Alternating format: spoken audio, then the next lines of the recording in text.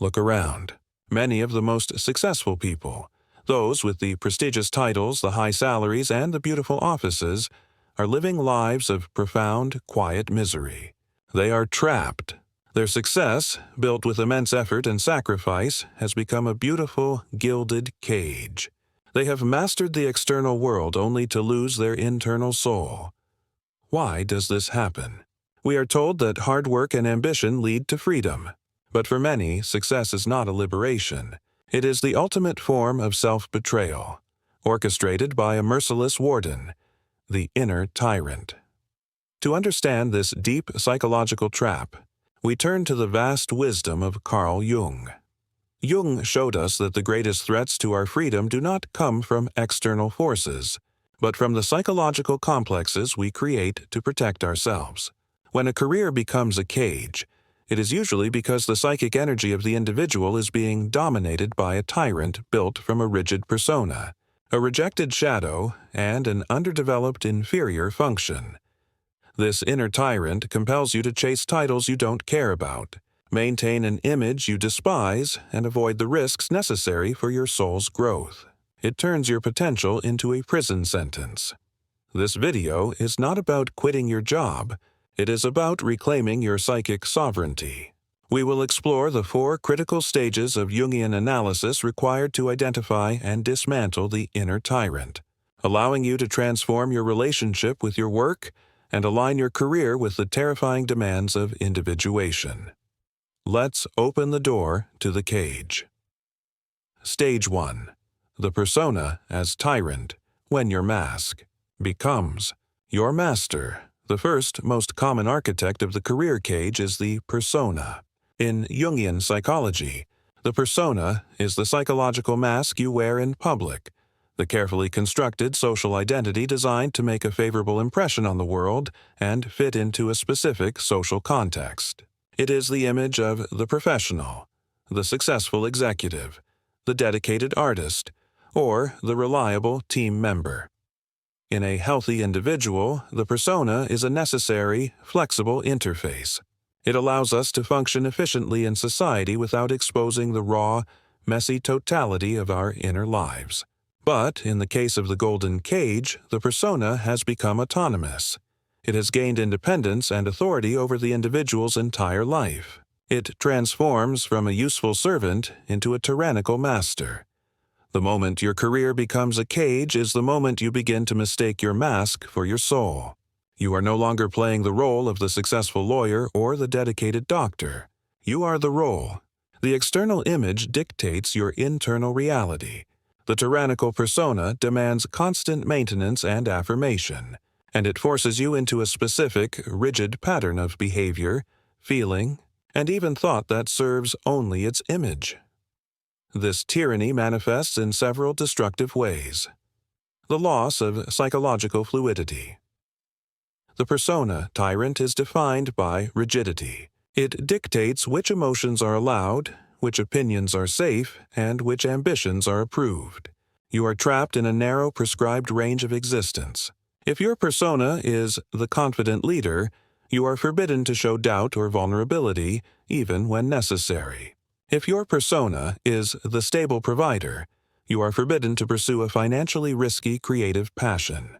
This rigidity strangles the spontaneous, chaotic, and authentic core of the self, reducing your vast potential to a single, easily categorized social function.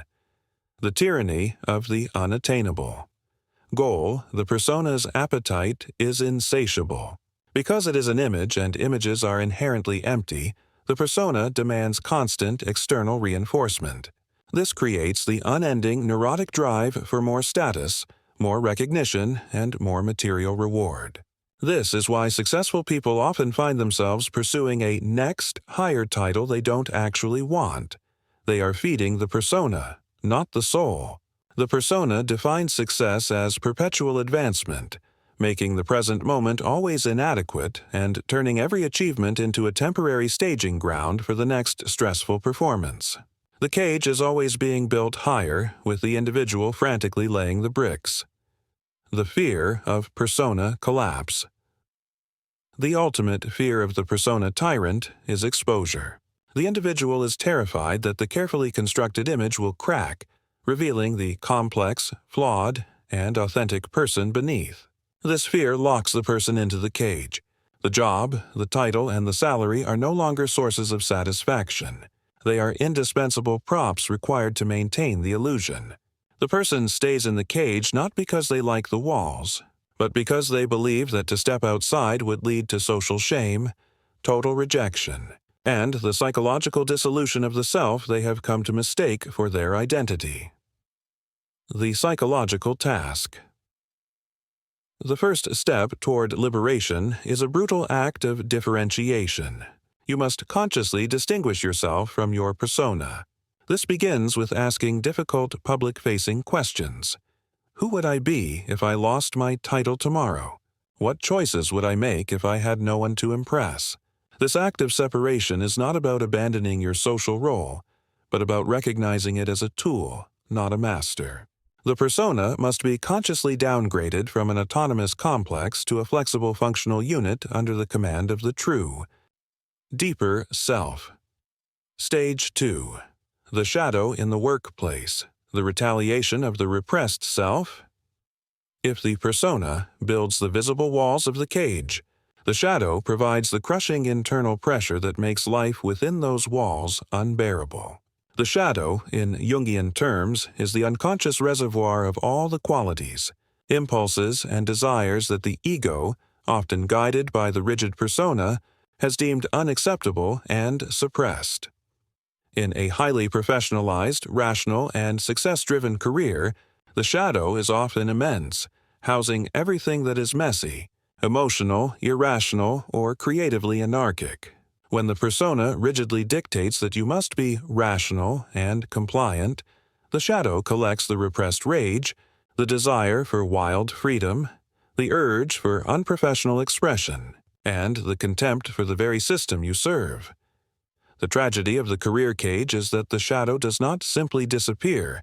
It grows in the dark and seeks to retaliate against the conscious mind that imprisoned it. Projection and workplace conflict. One of the most destructive ways the shadow retaliates is through projection. The individual, unable to acknowledge their own repressed flaws or desires, sees them magnified and embodied in their colleagues, subordinates, or superiors. The person who rigidly suppresses their own ruthless ambition might see their boss as a power-hungry tyrant and resent them fiercely. The person who denies their own desire for chaos might see their coworker as irresponsible and reckless. This projection fills the workplace with unnecessary tension, anxiety, and conflict, turning the environment itself into a hostile, inescapable space. The inner saboteur. When the persona tyrant becomes too severe, the shadow may attempt a full-scale assault on the career itself, functioning as an inner saboteur. This is the unconscious part of you that wants to blow up the cage because the conscious mind refuses to unlock the door. This can manifest as self-defeating behaviors, chronic procrastination, sudden outbursts of rage that threaten job security, unexplained accidents, or a perverse attraction to self-destructive activities, such as excessive drinking or reckless spending, that threaten the very stability the persona is designed to maintain. The shadow wants to destroy the prison, even if it destroys the prisoner in the process. The tyranny of the opposite. Perhaps the most common manifestation is the tyranny of the opposite. The energy you repress does not simply dissipate. It collects and then expresses itself in crude, exaggerated forms during non-work hours. The highly professional, emotionally controlled manager might become an infantile, rage-filled recluse at home. The person forced to be nice and agreeable all day might become viciously cynical and critical online. This split life demonstrates that the conscious commitment to the career persona is only sustainable through the unconscious life lived out by the shadow, further draining the individual and confirming the sense of being trapped. The psychological task. The task here is shadow integration. This requires the individual to perform an act of immense psychological courage, to intentionally recognize, admit, and integrate the aspects of themselves that they have exiled for the sake of their career image. This means acknowledging the repressed rage, the chaotic instincts, the self-serving motives, and the desire for nonconformity. Only by bringing the shadow into the light and making a conscious moral and psychological relationship with these darker qualities can its tyrannical, self-sabotaging power be broken. The integration of the shadow does not make you bad. It makes you whole, giving you access to the immense creative energy previously locked in the cage's basement. Stage 3. Confronting the inferior function. The key to the cage. The third, often overlooked source of the career cage lies in Jung's theory of psychological types and the inferior function. Jung argued that every individual relies on a primary, conscious function, e.g., thinking, feeling, sensation, or intuition, while their opposite function remains largely unconscious, underdeveloped, and primitive. This is the inferior function. In the context of a highly specialized career, the individual often builds their entire persona and professional identity around their superior function. For example, a successful executive might rely on superior thinking and sensation, logic, analysis, concrete facts, while their feeling and intuition become deeply inferior. The problem arises because the inferior function holds the key to necessary psychological change. Since the superior function is so efficient, the persona tyrant forces the person to constantly use it, leading to a life that is competent but one-sided. The cage is built from the materials of your own specialized skill. The voice of the soul, inferior function is often the unconscious voice of the soul, the one part of the psyche that the ego cannot fully control. It carries the seeds of necessary psychological compensation, urging the individual to attend to the vast, neglected areas of their life. For the successful, rational executive, the inferior function, feeling and intuition, screams through vague, disquieting feelings of emptiness, meaninglessness, or an irrational yearning for change. Feelings that the superior thinking function immediately dismisses as illogical or sentimental. When the career is a cage, the inferior function acts as the point of lowest resistance for the psyche's compensatory effort. It is the direction the soul must move toward to restore balance and break the neurotic rigidity of the persona. The person trapped in the thinking sensation cage must move toward intuition and feeling. They must start valuing meaning over metrics, relationships over analysis, and creative possibilities over established facts. The blockade of escape.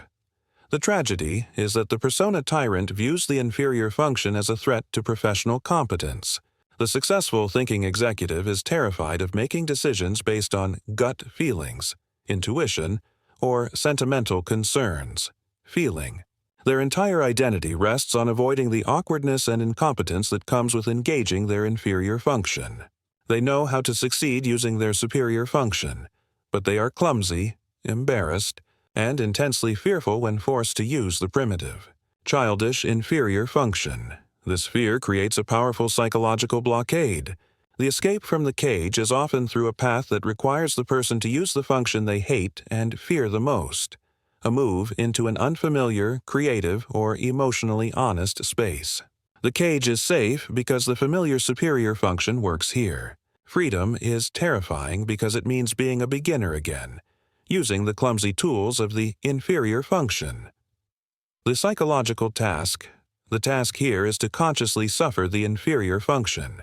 It is not about becoming excellent at the inferior mode, but about making a relationship with it. This means intentionally engaging in activities that are clumsy and non-productive. The rational person must make time for art. The sensation-driven person must write journals about their vague feelings. And the thinking person must allow themselves to feel hurt, confused, or passionately committed to something illogical. This painful surrender to the awkwardness of the inferior function is the exact process that dissolves the persona's rigidity and provides the key, the perspective shift, necessary to see a path beyond the cage, finding the individuated path, reclaiming psychic sovereignty. We have now mapped the three psychological architects of the career cage, the persona tyrant, the retaliating shadow and the blocked inferior function. Confronting them is not the end of the journey. It is merely the difficult, painful prerequisite for the ultimate goal: individuation. Jung defined individuation as the psychological process by which an individual becomes a whole, undivided being, a process that involves integrating the conscious and unconscious aspects of the psyche. It is the lifelong process of becoming the unique individual you were meant to be, separate from the herd and free from the tyranny of internal complexes. When your career is a cage, it means the process of individuation has been violently derailed. Transforming the meaning of work, individuation is not about finding the perfect job. It is about finding the psychological necessity within your work. When you reclaim your psychic sovereignty, your work shifts from being a performance for the persona to being an expression of the self. The individuated person does not define themselves by what they do, but by how they do it, with integrity, consciousness, and a deep commitment to their own unique truth. This may mean staying in your current career but fundamentally changing your relationship to it. You no longer serve the title. The title serves your higher, self-affirmed purpose. You can be the successful executive, but you do so with the conscious awareness that the role is a functional mask. Your shadow is integrated, and your inferior function is acknowledged. The cage is broken because its walls no longer restrict your inner movement. The ethical burden of freedom. Breaking the cage carries an ethical burden. You become responsible for your own values. The last man finds comfort in being told what is good and what is valuable. The individuated person must create their own unique moral and psychological framework, answering to their own inner authority, the self. This is terrifying because it involves choosing the path that is necessary for you, even if it is illogical, expensive, or alienating to those around you. The freedom of individuation is the courage to stand alone, accepting that the approval of the herd is a currency you no longer need.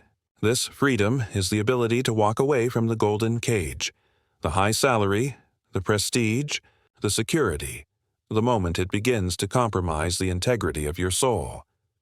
The unending process individuation is not a fixed state, but a continuous, active process.